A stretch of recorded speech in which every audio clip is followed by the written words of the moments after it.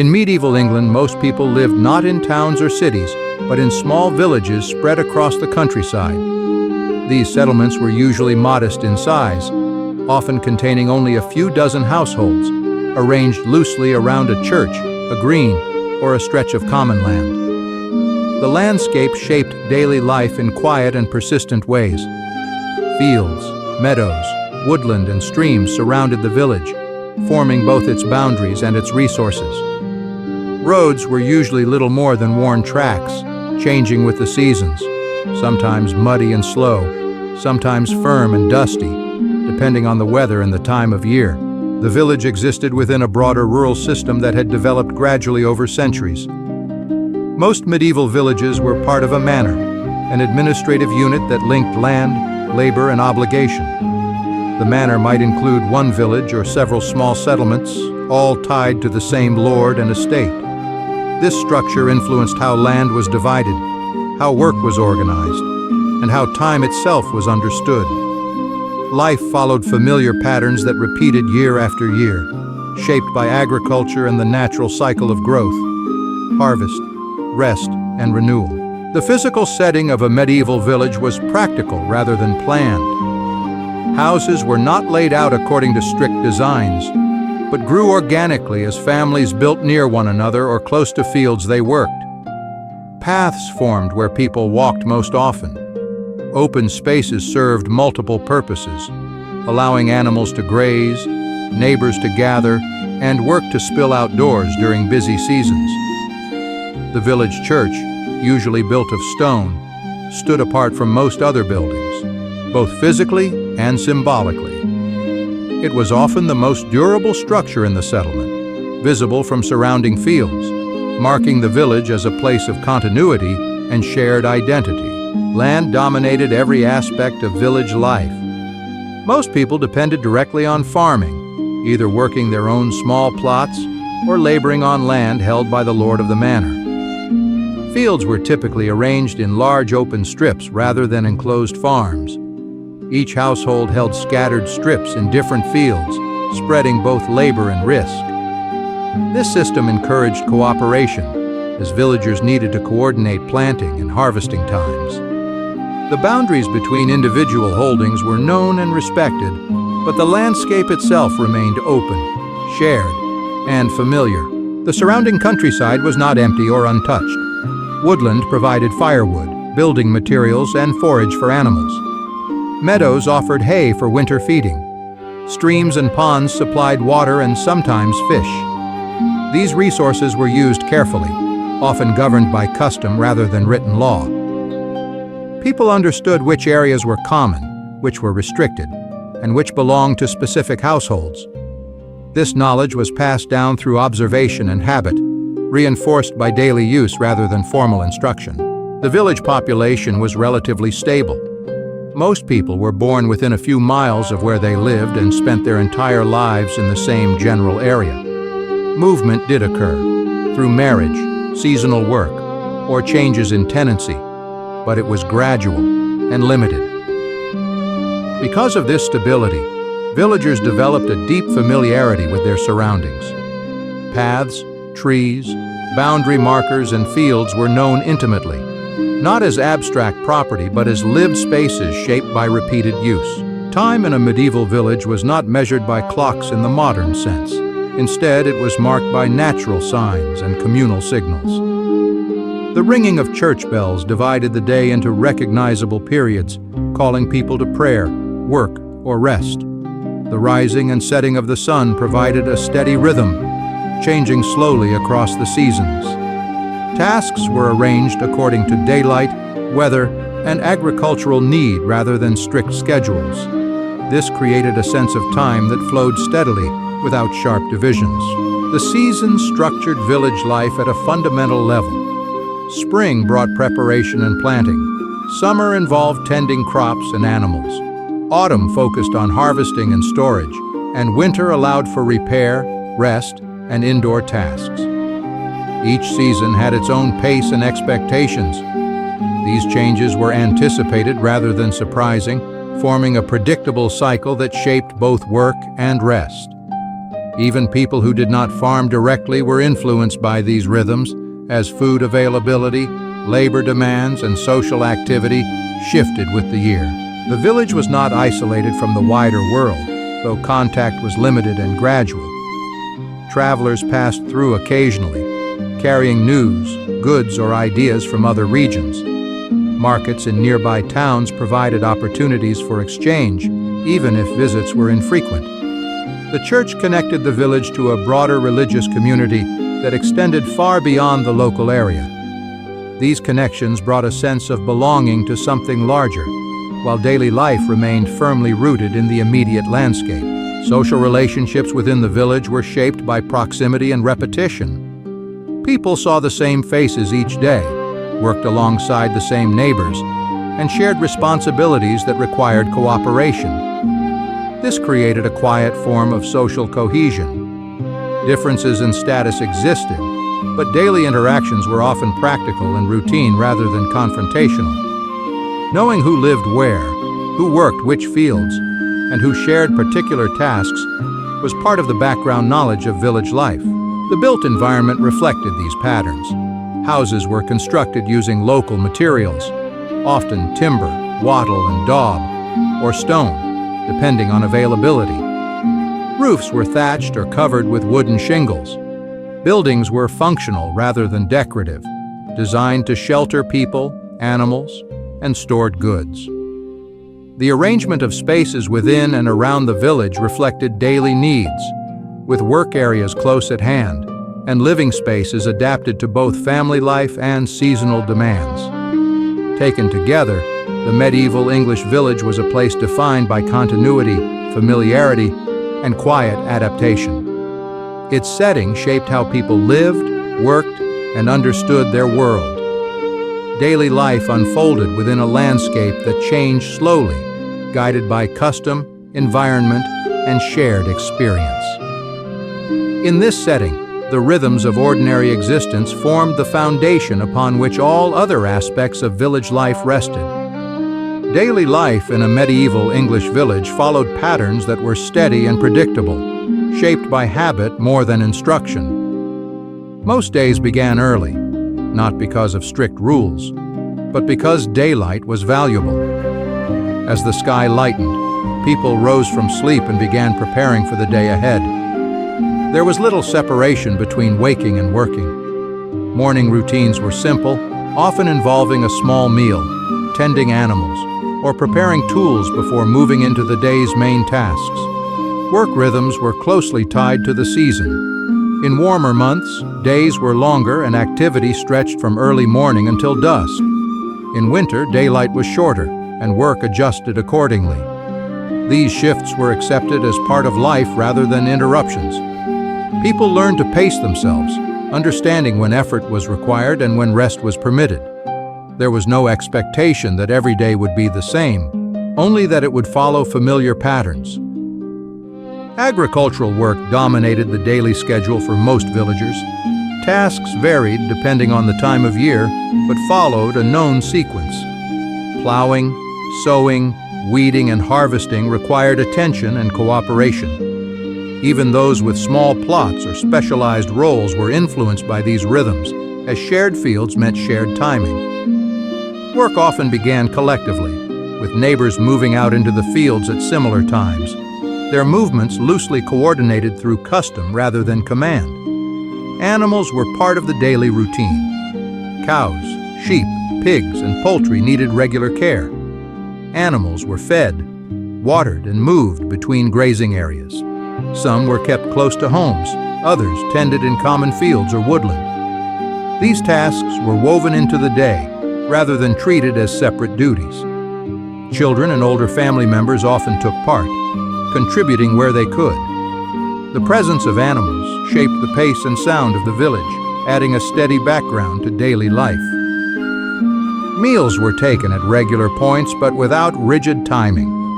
The main meal often occurred in the middle of the day when work paused briefly. Food was simple and familiar, prepared with little ceremony. Eating was a practical necessity rather than a social event, though family members usually gathered together when possible. Evening meals were lighter and often followed the completion of outdoor tasks. The day gradually slowed as daylight faded. Religious observance also structured daily rhythms.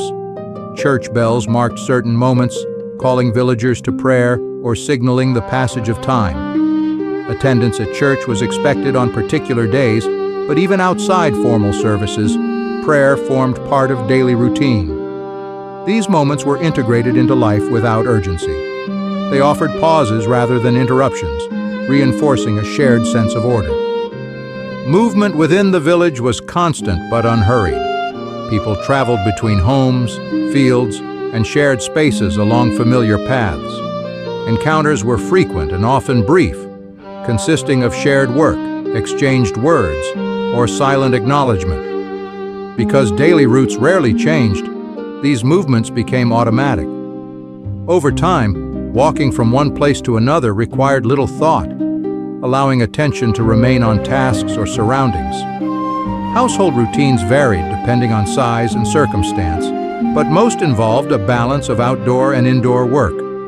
While some members worked in fields or tended animals, others prepared food, repaired clothing, or maintained the home. These tasks were not strictly divided by time of day but adjusted as needed. When weather prevented outdoor work, indoor tasks filled the hours. This flexibility allowed households to adapt without disruption. Children learned daily rhythms by observing and participating. Formal education was limited, so knowledge passed through repetition.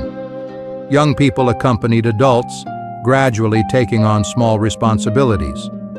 Their days mirrored those of their elders, though tasks were lighter. Through this process, routines were reinforced across generations, ensuring continuity without written instruction. Rest periods were part of the day, though they were not always clearly defined. Short pauses occurred naturally, especially during long stretches of labor. Sitting briefly, sharing a drink, or standing quietly were accepted ways to regain energy. Longer rest came in the evening, when darkness limited activity. People gathered indoors, tending fires or completing quiet tasks until sleep followed. Weather influenced daily routines without entirely controlling them. Rain, cold, or heat required adjustments, but work continued when possible. People were accustomed to working under varied conditions and adapted their pace accordingly. Sudden changes were met with practical responses rather than alarm. Over time, this fostered resilience and familiarity with the environment. The repetition of daily routines created a sense of stability. Though individual days differed in detail, the overall structure remained consistent. This predictability reduced uncertainty and allowed people to focus on immediate tasks. Life unfolded in a series of known actions, repeated with small variations, forming the steady rhythm of village existence. Even special days followed recognizable patterns. Market days, religious observances, or seasonal gatherings altered routines slightly but did not disrupt them entirely. These occasions were anticipated and absorbed into the flow of life. Afterward, daily patterns resumed without difficulty. Through these rhythms, medieval villagers experienced time as a continuous flow, rather than a sequence of deadlines. Each day blended into the next, marked by work, rest, and shared habit. This steady progression shaped how people understood their place in the world, grounding them in routines that felt enduring and familiar. Homes in a medieval English village were shaped by practicality and available materials rather than comfort as it is understood today. Most houses were modest structures built close to the ground, designed to provide shelter from weather and space for daily living. Timber was the most common building material, often combined with wattle and daub, a mixture of woven wooden strips packed with clay, straw, and earth. In areas where stone was plentiful, some houses used it for walls or foundations, but even then construction remained simple. The typical village house consisted of a single main room that served multiple purposes. This space was used for cooking, eating, working, and resting. There were few internal divisions, and privacy as a concept was limited. Family members shared the same room, adapting its use throughout the day. At night, bedding was laid out, and during the day it was cleared away to make space for work. This flexible use of space allowed small homes to meet many needs without elaborate design. The hearth formed the center of the home. Usually an open fire set on the floor or against a wall, it provided warmth, light, and a place to cook. Smoke from the fire escaped through a hole in the roof or through gaps in the thatch, filling the room before slowly drifting upward. Over time, residents grew accustomed to this environment. The smell of smoke clung to clothing and furnishings, becoming a familiar part of daily life rather than a discomfort. Roofs were commonly thatched using straw or reeds, layered carefully to shed rain. Thatch required regular maintenance, but was effective when properly cared for. Its thickness provided insulation, keeping homes warmer in winter and cooler in summer. Inside, ceilings were often open to the roof, exposing wooden beams darkened by years of smoke. In some larger or later homes, a simple loft space existed, used for storage or sleeping, but this was not universal. Furniture was limited and functional. Benches, stools, and simple tables were common, often made by local craftsmen or by the household itself.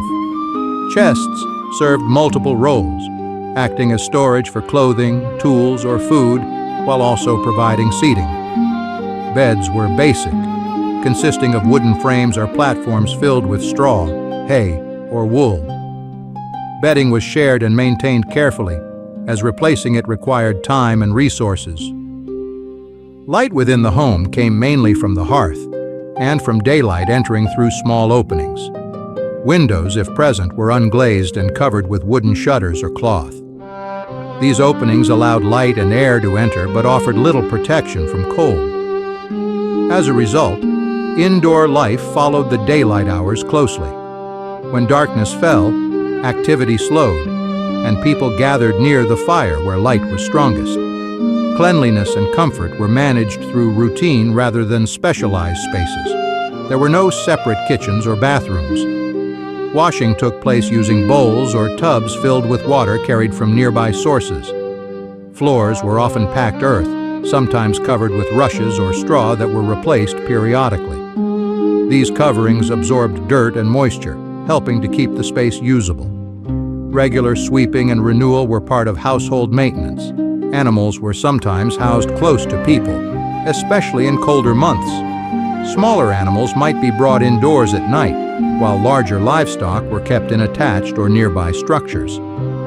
This arrangement provided warmth and protection for animals and ensured they were close at hand. The presence of animals within or near the home was accepted as normal, blending human and animal spaces in practical ways. Storage within the home was carefully organized despite limited space. Food, tools, and clothing each had their place, often hung from beams, stored in chests, or kept on simple shelves. Preservation of food required attention, so homes were arranged to support drying, salting, or storing supplies. These activities shaped the use of space, especially after harvest when stores were fullest. Households varied in size, and homes reflected this variation. Larger families required more space, sometimes achieved by extending the house or adding small outbuildings. These additions were made gradually, using the same materials and techniques. As a result, houses often showed signs of growth over time, with uneven walls or differing roof lines reflecting changes in family needs. Despite their simplicity, homes offered a sense of familiarity and security. People knew every feature of their living space, from the placement of beams to the patterns of light on the walls. Repairs were made as needed, often by the residents themselves. This constant attention ensured that homes remained functional even as materials aged. The interior of a medieval village house was not static. It changed subtly with the seasons. In winter, the hearth burned more often, and the space felt closer and more contained. In summer, doors might be left open, allowing light and air to flow through. Work moved in and out of the house depending on weather, blending interior and exterior life. These homes did not aim to impress or to separate people from their surroundings. Instead, they supported daily routines in quiet, reliable ways. Living conditions were shaped by necessity, tradition, and adaptation, forming interiors that reflected the rhythms and values of village life. Within these simple walls, everyday activities unfolded steadily, providing the setting for work, rest, and shared existence. Work in a medieval English village was steady, practical, and closely tied to the land. Most villagers spent a large part of their lives engaged in tasks that supported agriculture, even if they were not farmers in the narrow sense. The growing of crops and the keeping of animals shaped the demand for labor, setting the tempo for nearly every occupation. Work was not sharply separated into professions as it is today. Instead, many people combined several roles, adjusting their activities according to season, weather, and need.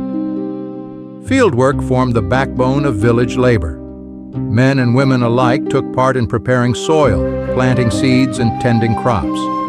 The tools used were simple and familiar, often shared or repaired locally. Plowing required cooperation, especially when oxen were used, and neighbors often worked alongside one another in the open fields. This shared effort reduced isolation and reinforced a sense of mutual dependence. No single household worked entirely alone, even when tending its own strips of land. Beyond the fields, many villagers practiced additional trades that supported daily life. Blacksmiths, for example, maintained tools, repaired metal fittings, and shod animals. Their work was essential, even if their time was divided between farming and craft. Carpenters shaped wood for buildings, carts, and household items, using skills passed down through observation and practice. These trades did not always occupy a person full-time, but were called upon when needed, fitting naturally into the agricultural calendar. Women's work was woven throughout village life and was essential to its functioning. In addition to working in the fields during busy periods, women were responsible for food preparation, textile production, and household management. Spinning wool, weaving cloth, and sewing garments were regular tasks that required patience and repetition. These activities often took place indoors or near the home, allowing women to combine work with childcare and other responsibilities. The products of this labor were used within the household or exchanged locally. Some villagers specialized more clearly in particular occupations. Millers operated watermills or windmills that ground grain into flour, an essential service for the community. Their work depended on natural forces and required careful attention to machinery and timing. Bakers, where present, transformed flour into bread, though many households baked their own. Other specialists included cobblers, who repaired shoes, and coopers, who made barrels for storage. These roles added variety to village life while remaining closely connected to basic needs. Trade beyond the village occurred but was limited and periodic. Some villagers traveled to nearby towns or markets to sell surplus goods or purchase items not produced locally. These journeys required time and planning, and they were fitted around agricultural responsibilities. Goods exchanged included wool, grain, or handmade items. Through this modest trade, villagers encountered new materials and techniques, which were gradually absorbed into local practice without sudden change. Labor obligations also shaped daily work. Many villagers held land under agreements that required them to perform certain tasks for the lord of the manor. These duties were usually scheduled at specific times and involved working the lord's fields or maintaining estate property. Such work was a regular part of life and was planned for rather than resisted. Villagers adjusted their own tasks to accommodate these obligations, balancing personal and communal responsibilities. Children contributed to work from an early age, learning through participation rather than formal instruction. Their tasks were simple at first, such as tending animals, carrying water, or assisting with household chores. As they grew older, responsibilities increased, and skills developed through repetition. This gradual introduction ensured that knowledge was preserved across generations. Work was seen as a natural part of growing up, integrated into daily life without clear boundaries. The pace of work varied throughout the year. Periods of intense labor, such as planting and harvest, required long hours and collective effort. These times were demanding but expected. Other periods allowed for slower work focused on repair, maintenance, and preparation. This variation prevented monotony and allowed people to recover between busy seasons. Work was not measured by productivity in the modern sense, but by completion of necessary tasks. Tools and materials were maintained carefully. Repair was often preferred to replacement, as resources were limited. Broken tools were fixed, clothing was mended, and buildings were patched rather than rebuilt. This approach required patience and skill, reinforcing a culture of careful use. Knowledge of how to fix and adapt objects was widely shared, reducing dependence on specialists. Workspaces were not separate from living spaces. Fields, homes, workshops, and communal areas blended into one another. A bench near a doorway might serve as a place for crafting, while open ground near the house could be used for sorting crops or repairing equipment. This lack of separation meant that work remained visible and familiar. Children observed adults at work, and neighbors were aware of one another's efforts without formal oversight. Silence and sound alternated naturally during the working day. There were moments of conversation and shared effort, as well as long stretches of quiet concentration. Work did not require constant communication. Familiarity with tasks allowed people to work side by side without instruction, moving in rhythm with one another and with the environment. Through these varied forms of labor, village life sustained itself. Work was not a separate identity, but a collection of necessary actions repeated day after day. Each task, whether large or small, contributed to the steady functioning of the community. Over time, this continuity created a sense of purpose grounded in routine, ensuring that daily life moved forward at a measured and dependable pace. Food in a medieval English village was shaped by availability, season, and tradition. Meals were simple, repetitive, and closely tied to what the local land could provide. Most households relied on a narrow range of ingredients that were prepared in familiar ways. Variety was limited, but predictability offered reassurance. People knew what to expect from their meals, and this regularity became part of daily rhythm. Grain formed the foundation of the village diet. Bread was eaten daily in most households, made from wheat where conditions allowed, or from barley, rye, or oats in poorer soils. Flour was ground at the local mill and returned to households for baking. Bread varied in texture and quality depending on grain type and milling, but it remained central to nearly every meal. It was filling, reliable, and easily stored for short periods. Alongside bread, pottage was one of the most common foods. This thick, slow-cooked mixture of grains, vegetables, and sometimes small amounts of meat simmered over the hearth for hours. Ingredients changed with the seasons, but the method remained constant. Pottage could be eaten hot or cold and improved with time as flavors blended. It required little attention once prepared, allowing it to fit easily into daily work routines. Vegetables grown in small household gardens supplemented meals. Common crops included onions, leeks, cabbage, beans, peas, and herbs.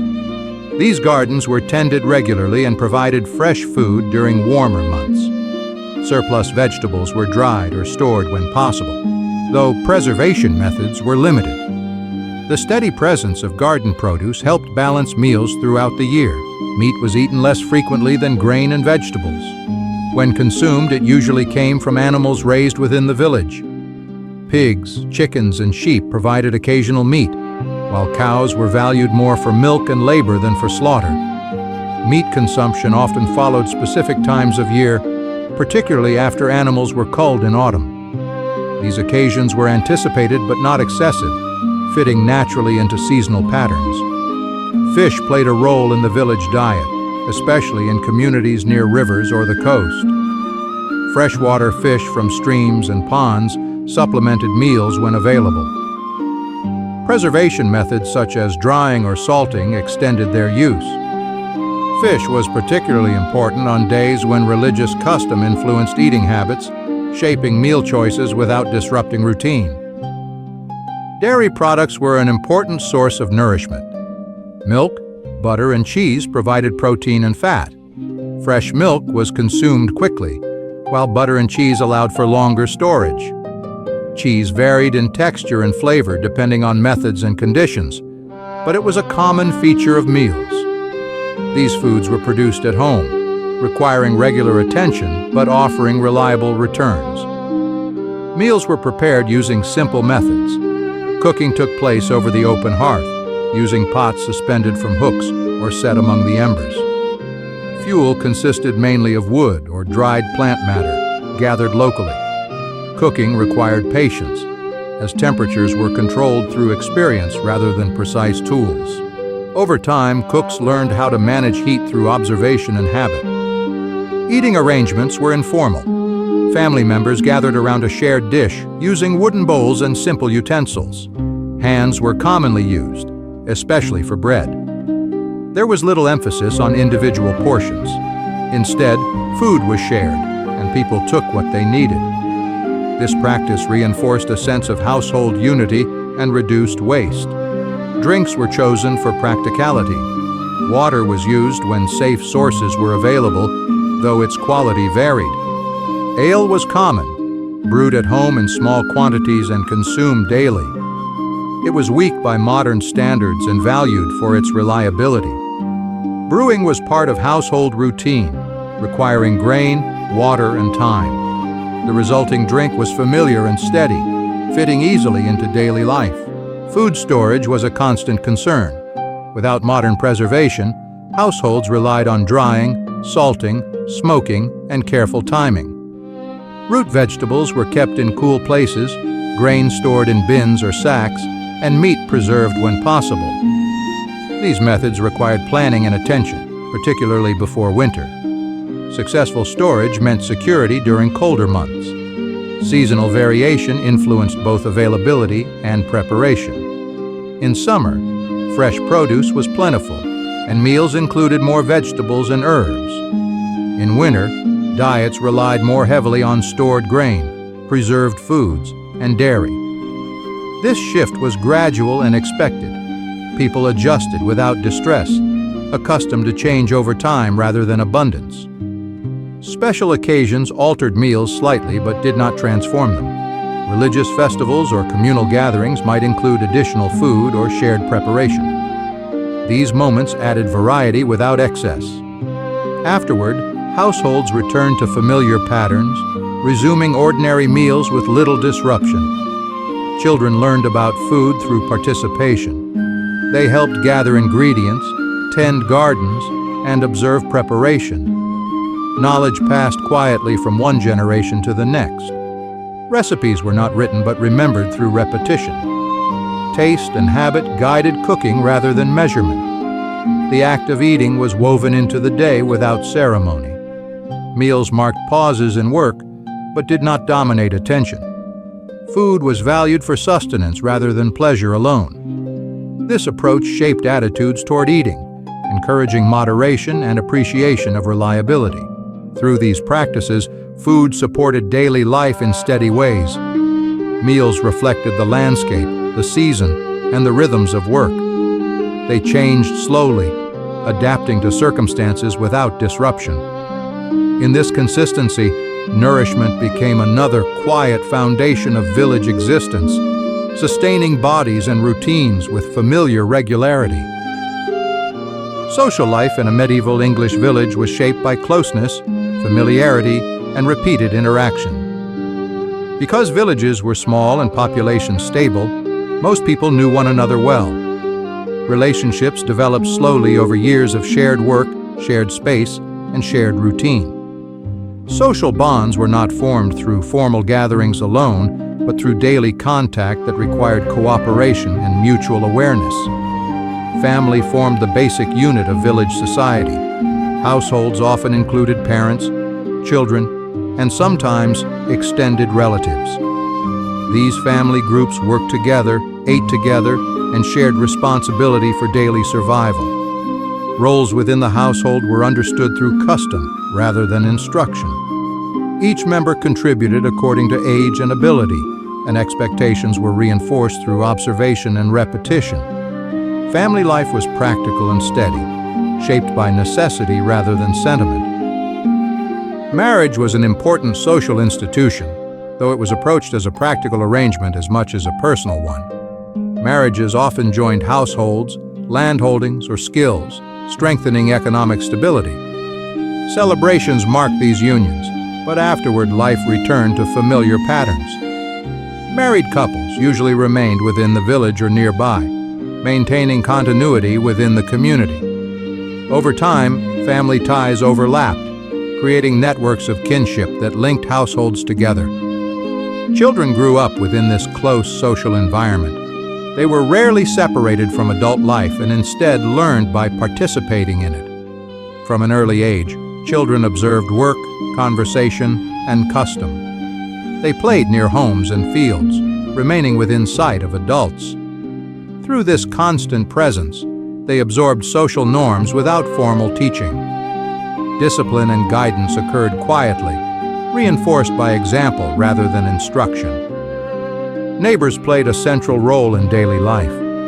Proximity meant that people relied on one another for help, information, and cooperation.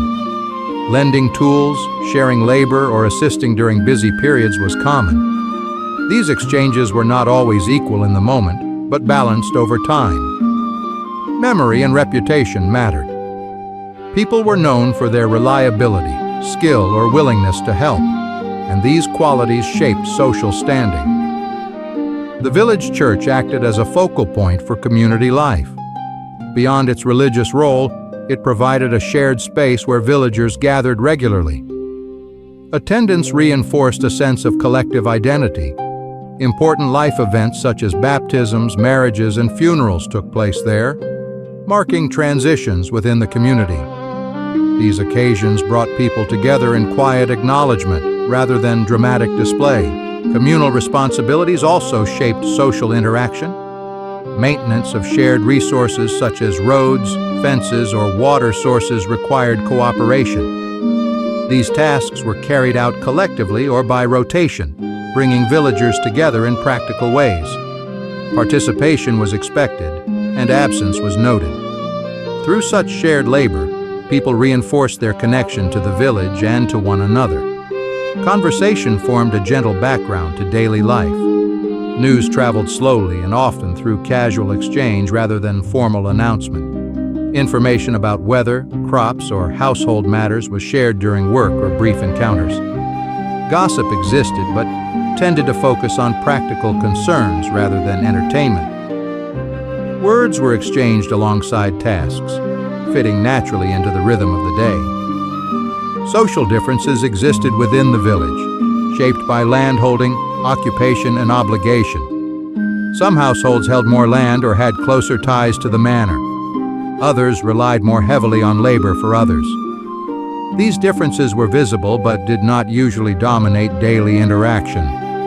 People worked side by side regardless of status, and routine cooperation softened distinctions without removing them entirely. Festivals and religious observances added structure to the social calendar.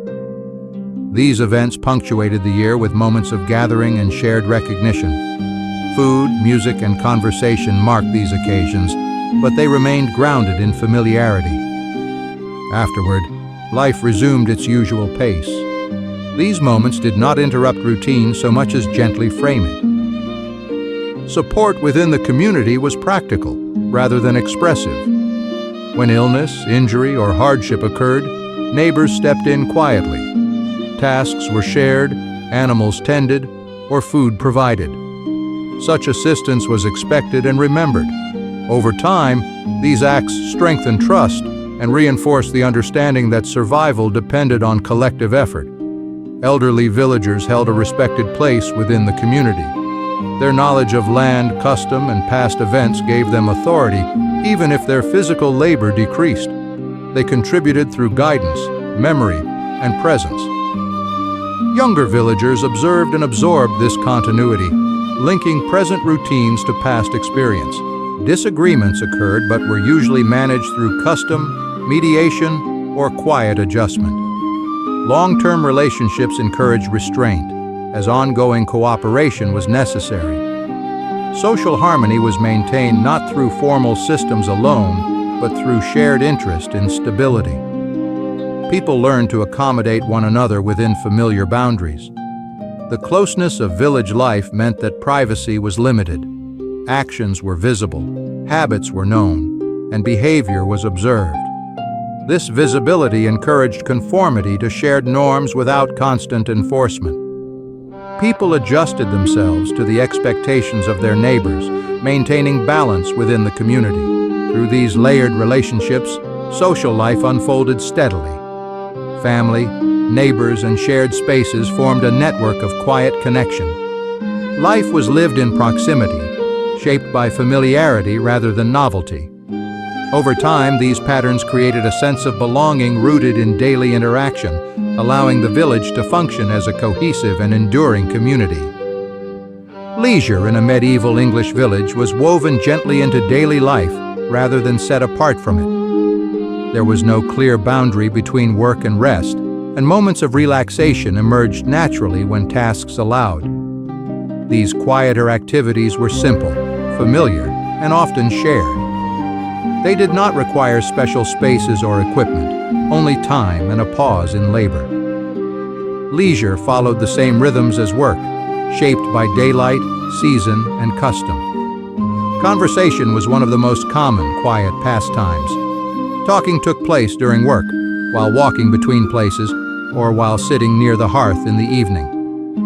Topics were practical and grounded in daily experience.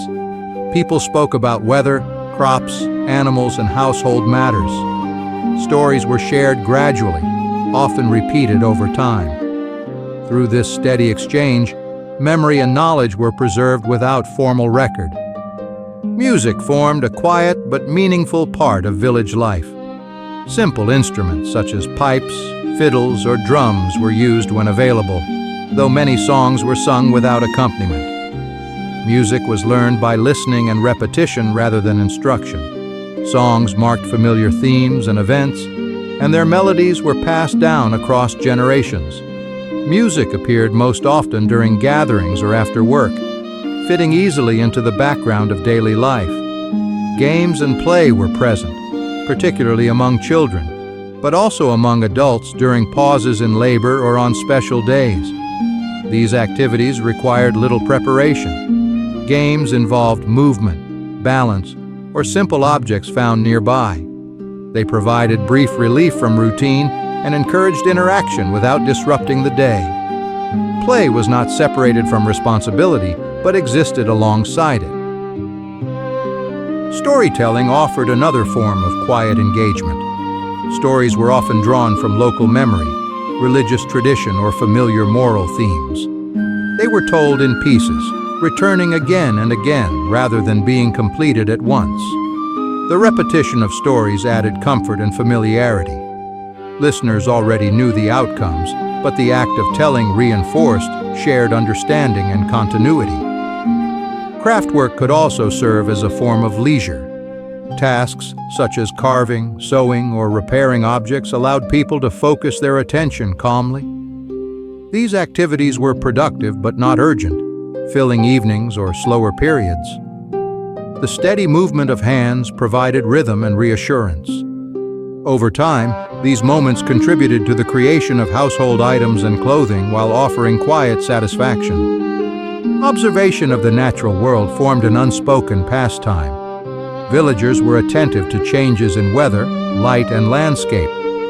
Watching the movement of clouds, the behavior of animals, or the growth of plants required no effort, but offered a sense of connection. These observations informed practical decisions while also providing calm moments within the day. Religious reflection shaped quiet habits as well. Prayer was not limited to formal settings, but occurred privately and routinely. These moments were brief and integrated into daily tasks. Reflection provided structure and continuity, reinforcing familiar values without dramatic expression. Religious observance blended with leisure, offering pauses that were contemplative rather than demanding. Seasonal customs brought subtle variation to quiet pastimes. Certain times of year allowed for more gathering, music, or shared activity. These occasions followed established patterns and returned annually. Their familiarity reduced anticipation and excess, keeping them within the gentle flow of village life. Afterward, ordinary routines resumed without difficulty. Evenings were especially suited to quiet habits. As daylight faded, activity slowed. People gathered indoors, near the hearth, where light and warmth were concentrated. Tasks became smaller and less demanding. Conversation, simple craft work, and rest filled the hours before sleep. These evenings were predictable and calm, providing a sense of closure to the day. Silence itself was a common presence. Periods of quiet were accepted and unremarkable. People were accustomed to working or resting without constant sound or distraction. This quiet allowed attention to remain focused on simple tasks or surroundings. It also supported rest and recovery, especially after long days of labor. Leisure was not considered separate from usefulness. Even quiet activities often served a purpose, whether strengthening social bonds, maintaining skills, or preparing for future needs. Enjoyment arose naturally from familiarity and competence rather than novelty. This approach shaped attitudes toward time, emphasizing continuity over interruption. Children's leisure mirrored that of adults in simpler form. They played near work areas, listened to conversation, and observed quiet habits. Their activities were supervised indirectly, guided by proximity rather than instruction. Through this exposure, they learned how rest fit into life without formal teaching. There was little emphasis on personal entertainment. Instead, leisure was collective, modest, and embedded in daily rhythm. Moments of rest were shared or observed rather than sought individually. This reinforced social cohesion and reduced isolation. Through these quiet pastimes, village life maintained balance. Work, rest, and observation blended without sharp division. Leisure offered calm repetition rather than escape. Over time, these habits shaped a way of living that valued steadiness and familiarity, allowing daily life to proceed with gentle continuity and minimal disruption. Life in a medieval English village changed slowly, often so gradually that it was scarcely noticed by those living through it. Continuity was one of its defining features. Most aspects of daily existence remained stable across generations, shaped by land, custom, and habit rather than sudden events. Change occurred, but it tended to unfold over years and decades, absorbed into familiar routines without disruption. The physical landscape of the village provided a strong sense of permanence. Fields were worked year after year, paths followed the same routes, and buildings stood in roughly the same places. While repairs, extensions, and replacements were made as needed, the overall appearance of the village remained recognizable over long periods. Children grew up walking the same paths their parents had walked, learning the land through repetition rather than instruction. Agricultural practices evolved gradually. Small adjustments were made in response to experience, weather patterns, or available resources. New tools or methods appeared occasionally, but they were adopted cautiously and blended into existing routines. There was little incentive to change what already worked. Familiar techniques provided reliability, and reliability was valued. Over time, these small adaptations accumulated, but their impact was subtle rather than dramatic. Households also changed slowly. Homes expanded or contracted as families grew or divided, but these changes followed established building styles and materials. New structures resembled older ones, maintaining visual continuity. Interiors shifted as needs changed. yet the basic arrangement remained consistent. Each generation inherited not only a physical space, but also a way of using it. Social structures within the village showed similar continuity. Roles, responsibilities, and expectations were passed down through observation and participation. While individual relationships evolved, the overall pattern of social life remained stable. Villagers understood their place within the community through long familiarity rather than formal definition. This understanding reduced uncertainty and supported cooperation over time. Knowledge was preserved through practice rather than record. Skills related to farming, craft, and household management were taught by example.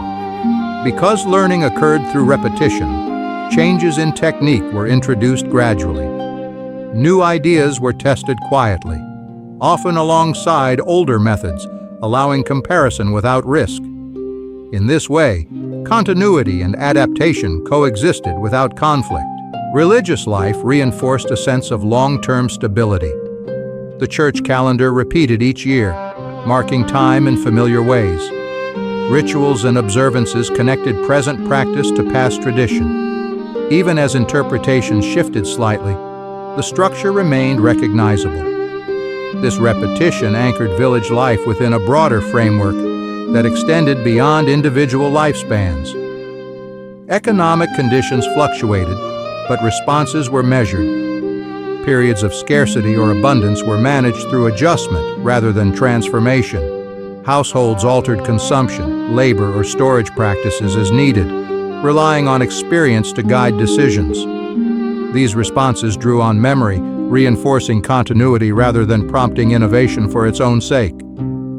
Contact with the wider world increased gradually over the medieval period. Trade expanded, and ideas traveled along with goods. These influences entered village life slowly, filtered through local custom. New materials or practices were incorporated when they proved useful, but they did not displace existing routines entirely. The village absorbed change without losing its core structure. Generational continuity played a key role in this process. Elders passed down knowledge and memory, linking past and present. Younger villagers learned not only how tasks were done, but why they were done that way. This context encouraged respect for established practice while allowing room for quiet refinement. The result was a living tradition that adapted without abrupt shift. Time itself was experienced as layered rather than linear. The past remained visible in the present through buildings, fields, and customs. Seasonal cycles repeated, reinforcing a sense of return rather than progression. Life was understood as participation in an ongoing pattern rather than movement toward a defined end. This perspective shaped attitudes toward change, encouraging patience and continuity. Even significant developments, when they occurred, were integrated into daily life without altering its fundamental rhythm. New obligations, tools, or arrangements were fitted around existing routines. People adjusted their expectations gradually, maintaining familiar patterns of work, rest, and social interaction. Stability was preserved not by resisting change, but by absorbing it carefully. The passage of years was marked more by accumulation than by division. Events were remembered in relation to harvests, weather, or shared experience rather than precise dates. Memory was communal, shaped by repetition and shared reference points. This collective sense of time supported continuity, ensuring that change was contextualized within familiar cycles. Village life did not aim toward transformation. Its purpose was endurance. Each generation sought to maintain the conditions necessary for daily living, drawing on inherited knowledge and adapting quietly when needed.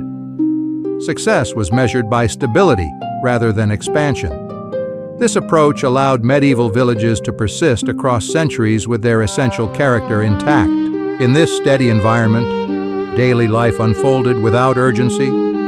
People lived within patterns shaped long before them and continued long after.